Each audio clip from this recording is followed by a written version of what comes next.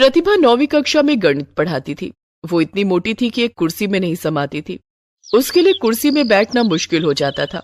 एक दिन प्रतिभा ने स्कूल के पियन को बुलाकर कहा, घनश्याम, इस कुर्सी के दोनों हाथ तोड़कर अलग कर दो। क्यों मैडम जी, क्या हुआ? इसके दोनों हाथ मुझे चुभते हैं, मुझे ठीक से बैठने नहीं देते। घनश्याम कुर्सी के दोनों हाथ छूकर देखता है और कहता है, इन्हें तोड़ने में ज्यादा मेहनत नहीं करनी पड़ेगी। आपके वजन के भार से ये पहले ही हिलने लगी है, ये देखिए। घनश्याम कुर्सी के दोनों हाथ हिलाकर प्रतिभा को दिखाता है और एक ही झटके में उन्हें तोड़ देता है। ये लीजिए मैडम जी, ये तो अलग हो गए। अब आपको परेशान नहीं करेंगे, आप आराम से बैठिए। घनश्याम ने इसलिए प्रतिभा की कुर्सी के दोनों हाथ तोड़कर अलग कर दिए थे ताकि प्रतिभा कुर्सी में समा सके। उस दिन जैसे ही वो क्लास में पहुंची, उसने देखा कि ब्लैक बोर्ड पर किसी बच्चे ने हम्टी डम्टी की तस्वीर बना दी थी। बच्चे उसे मजाक में हम्टी डम्टी मैडम कहकर उसका मजाक उड़ाते थे। ब्लैक बोर्ड पर हम्टी डम्टी की तस्वीर देखकर प्रतिभा भड़क जाती है। वो गुस्से में बोली, ये हम्टी डम्टी की तस्वीर किसने बनाई है? किसी बच्चे ने कोई जवाब नहीं दिया। प्रतिभा ने डस्टर से हम्टी डम्टी की तस्वीर मिटा दी।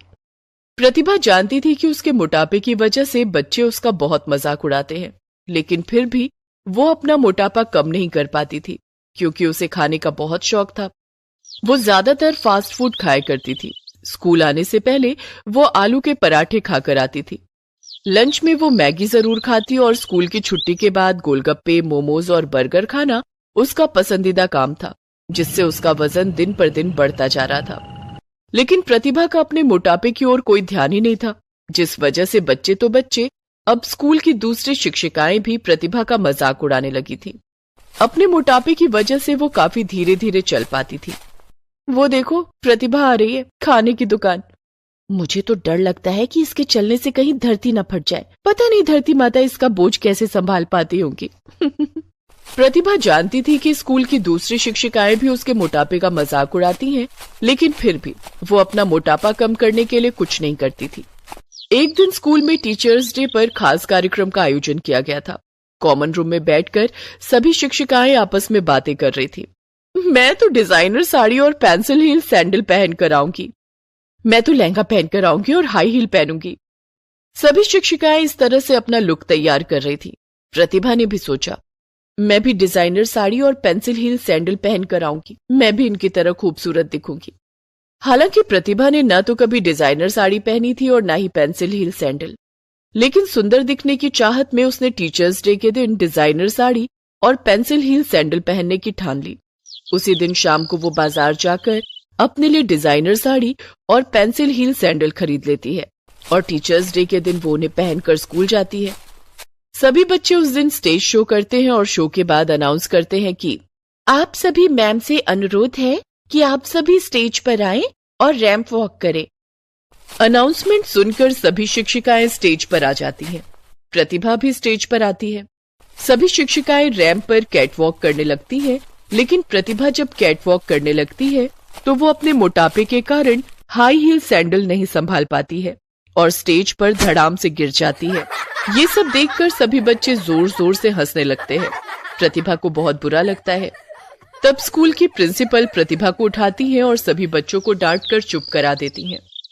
दूसरे दिन प्रतिभा जब स्कूल आती है और बच्चों को पढ़ाने के लिए क्लासरूम में जाती है तो देखती है कि किसी बच्चे ने ब्लैक बोर्ड पर हम्टी डम्टी की तस्वीर बनाई थी जो कि जमीन पर गिरा हुआ था।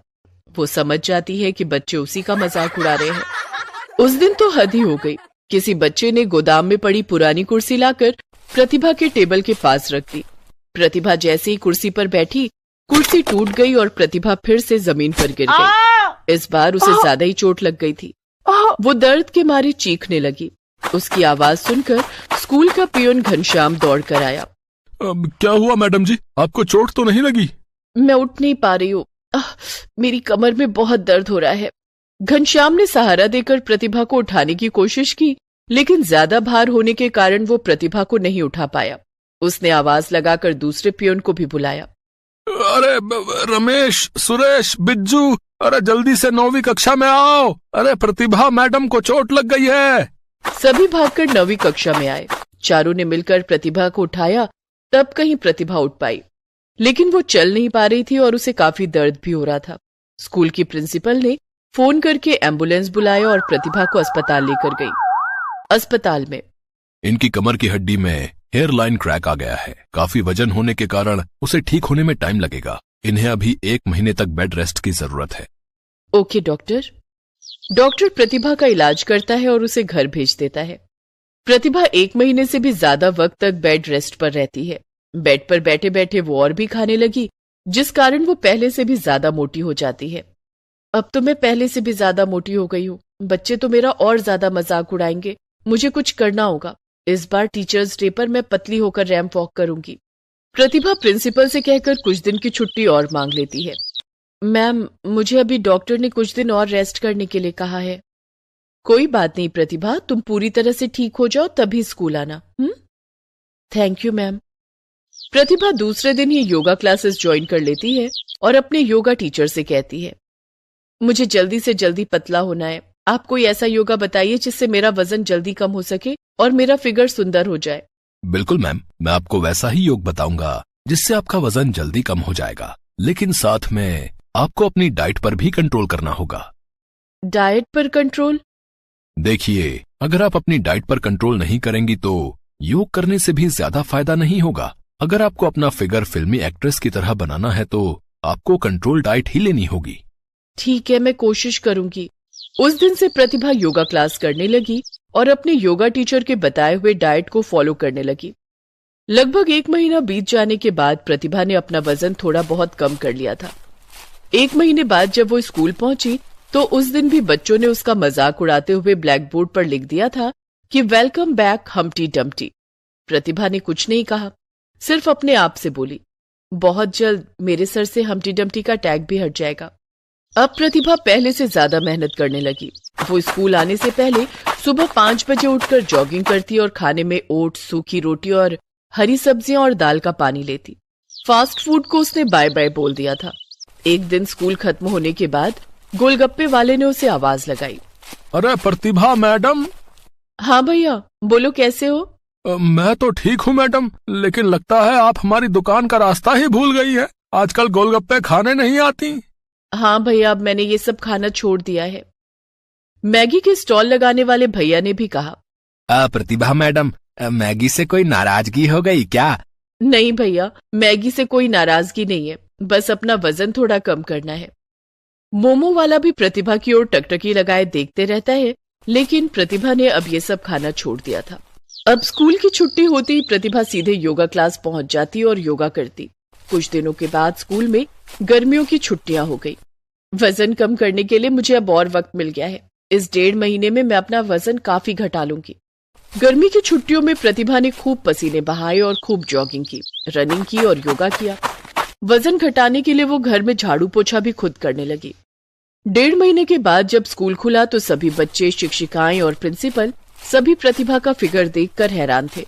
प्रतिभा काफी पतली हो गई थी, या यूं कहें कि वो कामिनी काया की मालकिन हो गई थी। बच्चों ने ब्लैक बोर्ड पर बनाई हुई हम्टी डम्टी की तस्वीर मिटा दी। प्रतिभा के लिए अब नई कुर्सी आई जिसमें कुर्सी के दोनों हाथ सही सलामत थे।